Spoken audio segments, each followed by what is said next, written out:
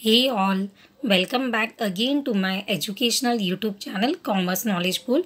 मैं हूं प्रोफेसर दिशिता सेठिया और आज मैं सभी स्टूडेंट्स के लिए economics question bank with solution लेके आई हूँ। Today we are going to discuss question number 4 that is agree और डिसएग्री। जी हाँ स्टूडेंट्स, सॉल्यूशन ऑफ इकोनॉमिक्स जहाँ पे हम डिस्कस करने वाले क्वेश्चन नंबर 4 एग्री और डिसएग्री। बिफोर दैट, अगर आप मेरे चैनल पे पहली बार आए हो तो मेरे चैनल को लाइक शेयर एंड सब्सक्राइब करना ना भूलें। इवन नोटिफिकेशन को ऑन रखें क्योंकि स्टूडेंट्स मेरे चैनल पे आपको तीनों subject that is OC ESPN economics के सॉल्यूशंस लगातार मिलेंगे। एंड जो आपके क्वेश्चन बैंक है वो काफ़ी इम्पॉर्टेंट है आपके बोर्ड एग्ज़ाम्स के लिए, क्योंकि जो बोर्ड एग्ज़ाम के अकॉर्डिंगली अगर हम देखेंगे तो जो क्वेश्चन बैंक प्रोवाइड किया गया है उसमें से आपको बोर्ड एग्ज़ाम में 70 to 80% आपके क्वेश्चंस सॉल्यूशंस में से ही आएंगे, मतलब क्वेश्चन बैंक में से ही आएंगे। तो it is very important to go through with the solutions very well to get good marks in your board exam as well as to pass in your board exam. तो अगर आपने subscribe नहीं किया है स्टूडेंट्स एंड नोटिफिकेशन को on नहीं रखा है तो प्लीज़ डू दैट, बिकॉज आप सभी के लिए मैं OCSP इकोनॉमिक्स के लगातार वीडियोस ला रही हूँ जिससे आपको बहुत ज़्यादा हेल्प होगा आपके बोर्ड एग्ज़ाम को अच्छे से क्लियर करने के लिए। सो स्टूडेंट्स, आज के वीडियो में हम डिस्कस करेंगे question number 4 that is agree और disagree with complete solution. So let's start. Question number 4 जो एग्री और डिसएग्री है आपके बोर्ड एग्जाम में 12 मार्क्स का आता है, जहाँ पे आपको एक 4 मार्क्स का होता है and you have to attempt any 3। So will start. First आपको दिया है the scope of micro economic is unlimited. Micro economics का स्कोप अनलिमिटेड है, ऐसा कहा है। तो यहाँ पे पहले हमें कैसे लिखना होता है, you have to write I disagree with the about statement. ऐसा आपको स्टेटमेंट लिखना होता है जिसके लिए आपको 1 मार्क मिलता है और बाकी के लिए आपको रिमेनिंग मार्क्स रहता है। तो it is very important students के यहाँ पे एग्री और डिसएग्री पूछा है तो आपको यही टर्म्स यूज़ करना है, मतलब either you have to write agree और you have to write disagree. But many students होते वो क्या करते हैं, राइट या रॉन्ग लिख के आते या ट्रू और फॉल्स लिख के आते हैं, तो वो गलत होगा स्टूडेंट्स। आपको एग्री डिसएग्री पूछा है तो आपको वही स्टेटमेंट यूज़ करना है। सो यहाँ पे सभी को पता होगा कि scope of micro economics unlimited नहीं है, इट इज़ लिमिटेड। तो यहाँ पे the scope of micro economics is limited only to the individual units, right, because micro का मतलब ही होता है small and it is related to individual units. It doesn't deal with the nationwide economic problems such as inflation, deflation, balance of payment, etc. यहाँ पे जो मैंने answer लिखा और इसका जो मतलब डिटेल में जो आंसर आपको मिलेगा वो टेक्स्ट बुक के पेज नंबर 3 पे मिलेगा। तो स्टूडेंट्स यहाँ पे मैंने सम पॉइंट्स कवर किए आपके लिए और जो बाकी के पॉइंट्स हैं आपको टेक्स्ट बुक के पेज नंबर मैंने दिए। तो आप टेक्स्ट बुक के पेज नंबर पे जा सकते हो और जो रिमेनिंग पॉइंट्स हैं आप लिख सकते हो, क्योंकि स्टूडेंट्स ये जो एग्री और डिसएग्री उसके लिए आपको एटलीस्ट 6 पॉइंट्स लिखने होते हैं, ठीक है। तो 6 to 5 पॉइंट्स आपको लिखने होते हैं। तो मैंने यहाँ पे कुछ पॉइंट्स लिख के दिए हैं और बाकी के जो एक्सप्लेनेशन है डिटेल में आपको मैंने पेज नंबर दिया है। तो आप टेक्स्ट बुक के पेज नंबर पे जाके डिटेल एक्सप्लेनेशन देख सकते हो। Second, macro economics is difficult from micro economics. The answer that is I agree with the about statement. ये करेक्ट है, agree with the about statement.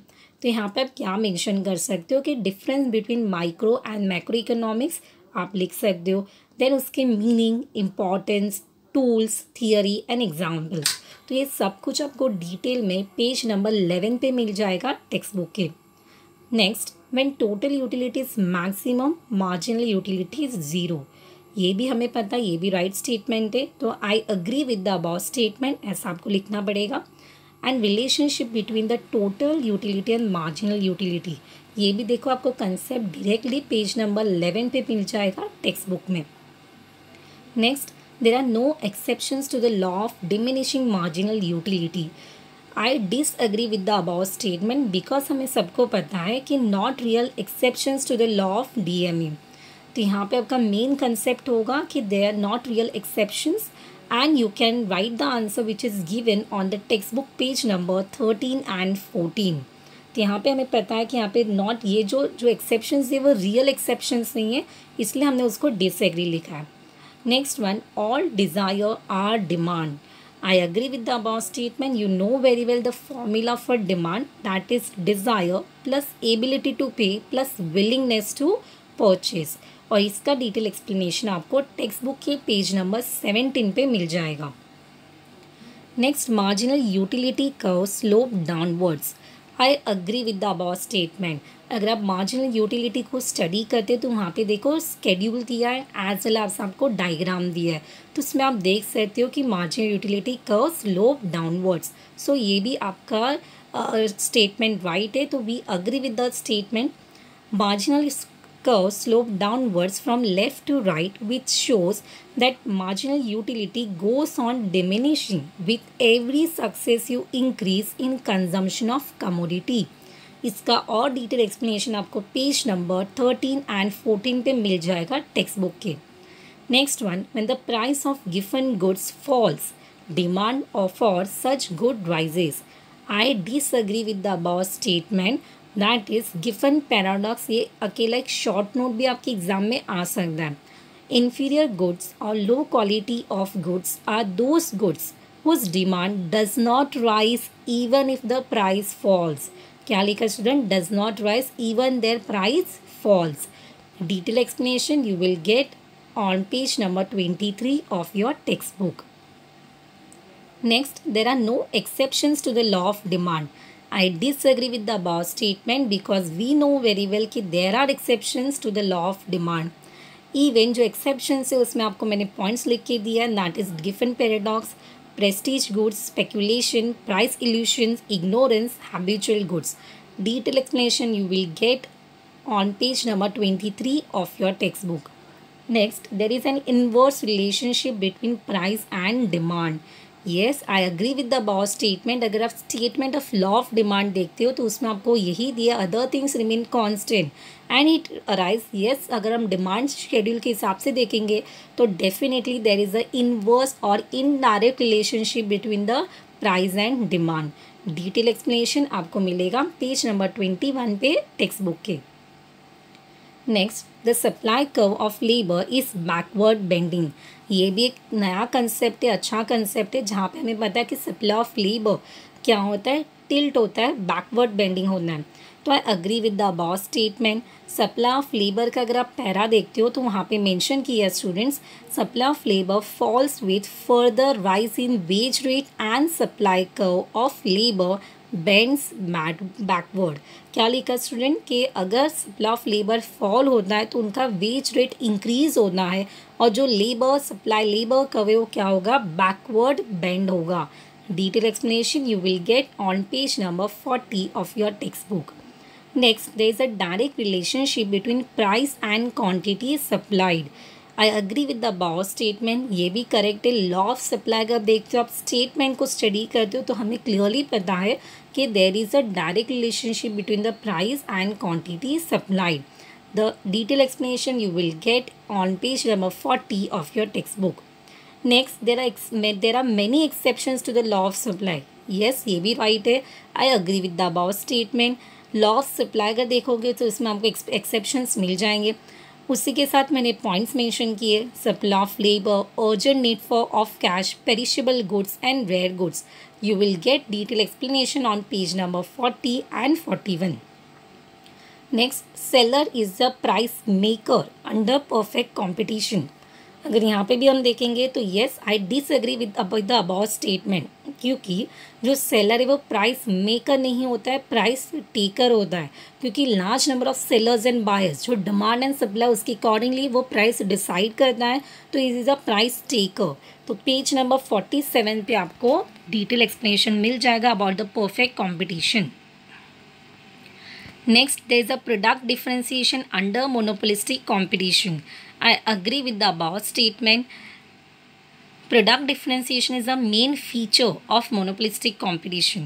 In this market, there are many firms producing particular product, but the product of each firm is in some way differentiated from the product of every other firm in the market. And the detailed explanation you will get on page number 51. Next, selling cost is only the feature of monopolistic competition. Then again, I disagree with the above statement. Selling costs are peculiar to monopolistic competition. It refers to the cost incurred by the firm to create more demand for its product and thus increase the volume of sale. तो सिर्फ monopolistic competition का वो अकेला feature नहीं है. You will get detailed explanation on page number 50 and 51 of your textbook.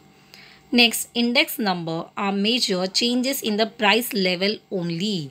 So I disagree with the above statement because index number are one of the most used statistical tools in economics.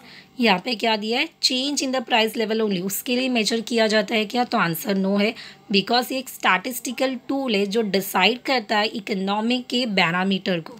तो introduction आप देख सकते हो, यहाँ पे आपको detail explanation मिलेगा index number का introduction and the answer is detail explanation is on page number 53 of your text book.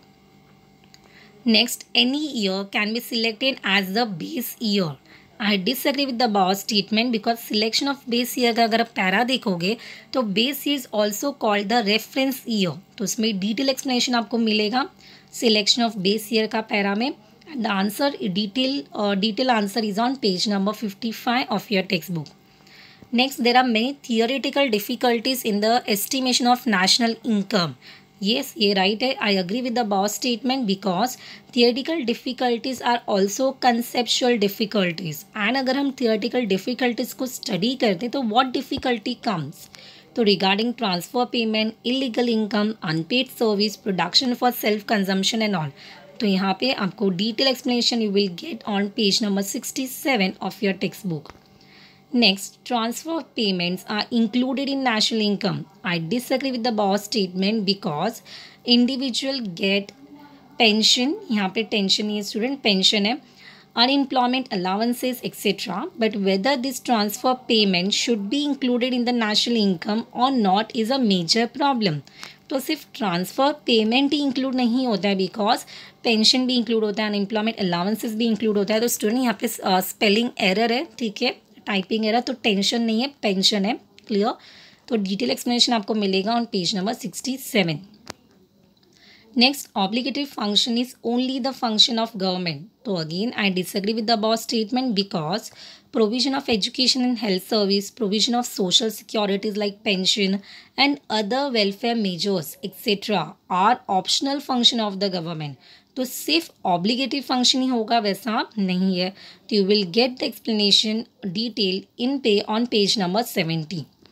And next one, public finance is more elastic compared to private finance. I agree with the above statement and you can get the answer that is difference between. आप अगर देखोगे तो आपको इसमें answer मिल जाएगा that is public finance and private finance. आपको distinguish करके ही दिया है, उसमें से आप पॉइंट्स ले सकते हो. Page number 71. Next, issue of currency notes is only the function of Reserve Bank of India. I disagree with the above statement because except 1 rupee note. यहाँ पे आपको पता होना चाहिए कि अगर हम करेंसी के बारे में देखेंगे तो all denomination notes are issued by Reserve Bank of India except 1 rupee note is issued by Government of India. सो यहाँ पे वो क्या होगा, डिसएग्री होगा. आप इश्यू ऑफ करेंसी नोट का पैरा देखोगे तो you will get the detail explanation and it is on page number 82 of your text book. Next, commercial bank create credit. Agree with the above statement. Credit creation para है, उसमें आपको page number 84 पे complete explanation मिलेगा. Next, foreign trade leads to division of labor and specialization. Yes, I agree with the above statement. Foreign trade leads to division of labor and specialization at world level. Again, उसका भी separate para दिया student, उसको आप point में convert करके answer लिख सकते हो. And the page number is 94. And the last one, that is there is no difference between balance of payment and balance of trade. So I disagree with the above statement because we know very well there is a difference between balance of payment and balance of trade. You can mention as a differentiate. Page number 97 पे आपको detail explanation मिल जाएगा. So students, यहाँ पे हमने question number 4 agree और disagree complete किया है. And if we conclude students, तो इकोनॉमिक का हमने मैक्सिमम कवर किया है. तो हमने इकोनॉमिक्स के क्वेश्चन नंबर 1 पूरा कंप्लीट किया है, ऑब्जेक्टिव्स हमने पूरे कंप्लीट किए, क्वेश्चन नंबर 2A हमने कंप्लीट किया है, then we covered with the question number 5 जहाँ पे टेबल्स था वो हमने कंप्लीट किया. Then we complete with the diagrams. Okay. And अभी हमने क्वेश्चन नंबर 4 कंप्लीट किया है. एंड अभी सिर्फ आपका एक ही क्वेश्चन होगा जो माइट भी आपको डिफ़िकल्ट होगा, that is your passages, right. तो वो जो पैसेजेस है वो आपको नेक्स्ट वीडियो में मिल जाएगा स्टूडेंट्स. टिल देन जो भी मैंने आपको तीनों सब्जेक्ट के सॉल्यूशंस दिए स्टूडेंट, उसको गो थ्रू कीजिए. एंड जो भी यहाँ पे प्रॉब्लम आता है मुझे कमेंट बॉक्स में मेंशन कीजिए. अगर आपको लगता है कि यहाँ पे जो मेरा एफर्ट्स है वो आपके लिए यूज़फुल है, तो प्लीज़ अपने फ्रेंड्स और क्लासमेट को भी शेयर करें और उनको भी मेरे चैनल से जोड़ें. Thank you students for your love and support. Keep supporting, keep sharing, keep learning. Stay tuned.